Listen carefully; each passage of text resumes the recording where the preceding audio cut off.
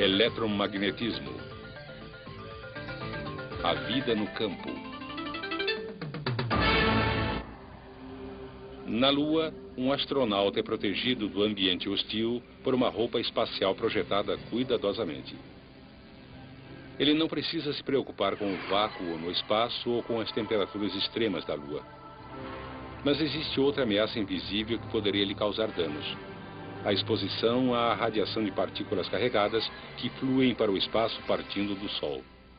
Chamamos esse fluxo de matéria contínuo de vento solar. E uma roupa espacial não protege adequadamente de surtos extraordinários no número de partículas.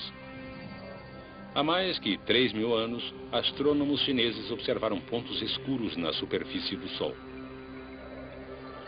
Hoje sabemos que esses pontos são de fato zonas de intensa atividade magnética. Manchas solares como esta geram outras atividades solares como labaredas e protuberâncias, penachos escaldantes de gás brilhante que às vezes chegam a mais de 150.000 quilômetros acima da superfície do Sol, ou 12 vezes o diâmetro da Terra.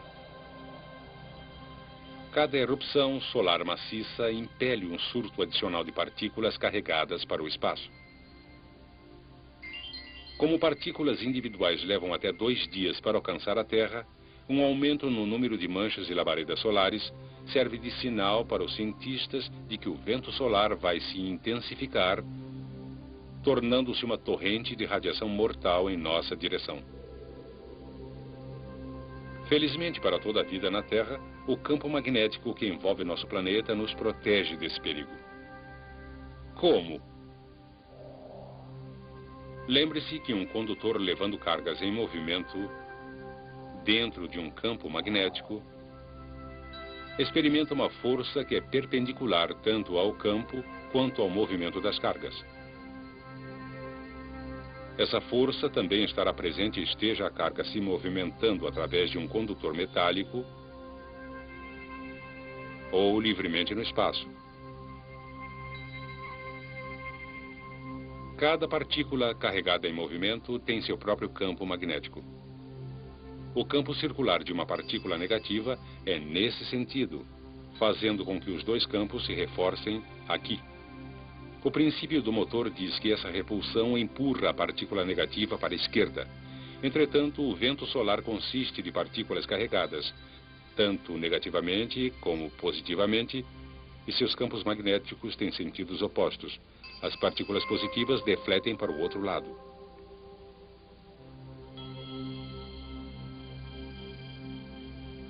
Assim, quando o vento solar encontra o campo magnético da Terra, as partículas carregadas tendem a se separar, com as partículas carregadas negativamente sendo defletidas ao redor de um lado da Terra e as partículas carregadas positivamente ao redor do outro lado.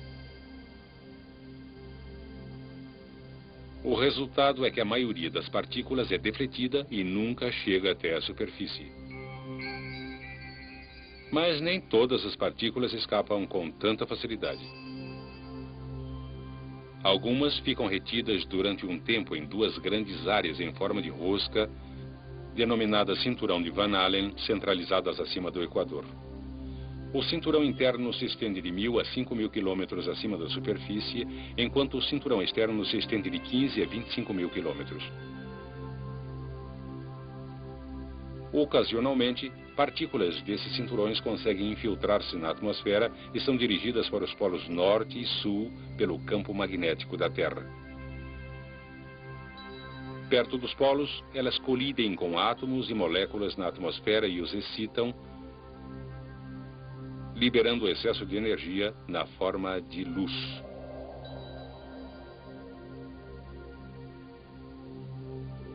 No norte, a luz pálida resultante é denominada aurora boreal ou luzes do norte. No sul, ela é chamada aurora austral.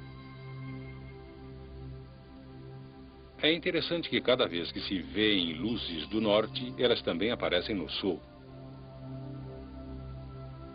Às vezes, essas aparições são bastante espetaculares, uma prova visual de que ocorreu uma rajada de vento solar.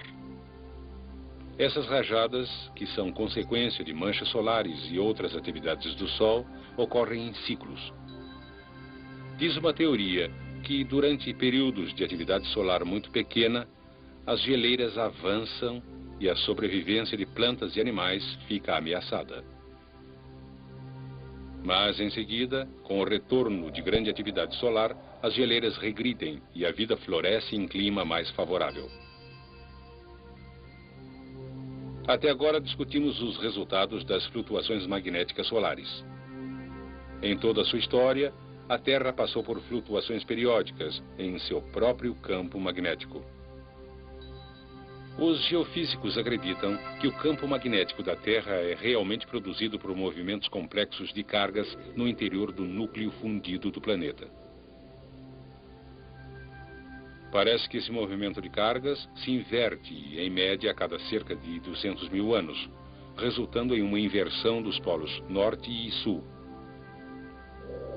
O movimento de cargas no interior do núcleo é misteriosamente desacelerado, reduzindo o campo magnético a cerca de 10% de sua força normal. Com um campo magnético muito enfraquecido, o vento solar não deflete mais ao redor da Terra, e assim as partículas carregadas caem como chuva na superfície. Isto pode romper o material genético no interior de células vivas. O efeito mutante subsequente pode ser o responsável pela extinção repentina de muitas plantas e animais e a aparição de espécies completamente novas.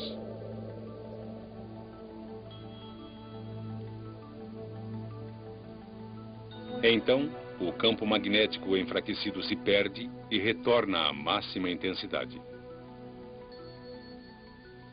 Algumas poucas espécies realmente se desenvolveram com a capacidade extraordinária de tirar partido do campo magnético da Terra.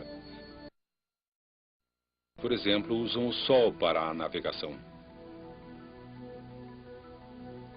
A facilidade com que elas viajam em dias em que o Sol não aparece é menos conhecida. Entretanto, experiências em que pombas receberam protetores de orelhas contendo minúsculos ímãs mostraram que em dias nublados, quando não podiam depender do Sol para a navegação, elas logo se desorientaram. Quando os protetores foram retirados, essas mesmas aves logo se recuperaram e facilmente chegaram ao seu destino. O material magnético no cérebro da pomba permite de alguma forma que ela voe como se tivesse uma bússola na cabeça. Alguns micro-organismos também têm essa capacidade fascinante. Certos tipos de bactérias da lama, que vivem longe do Equador, aprenderam a usar o campo magnético inclinado da Terra para determinar o sentido ascendente e descendente. Na Austrália, o sentido do campo é inclinado para cima, e assim as bactérias se movem contra o campo ao se dirigir mais para o fundo da Terra, procurando umidade. Quando essas bactérias são trazidas para o hemisfério norte, elas são enganadas pela inversão do sentido do campo magnético e se movem para cima, não para baixo.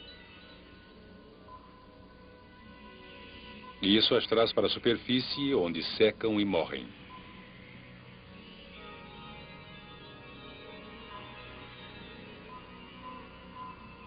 Foi a presença de um campo magnético que ajudou a Terra a se tornar um planeta agradável para seres humanos e outros organismos. E foi a compreensão do magnetismo que permitiu a uns poucos corajosos se aventurar a explorar a face desconhecida da Terra.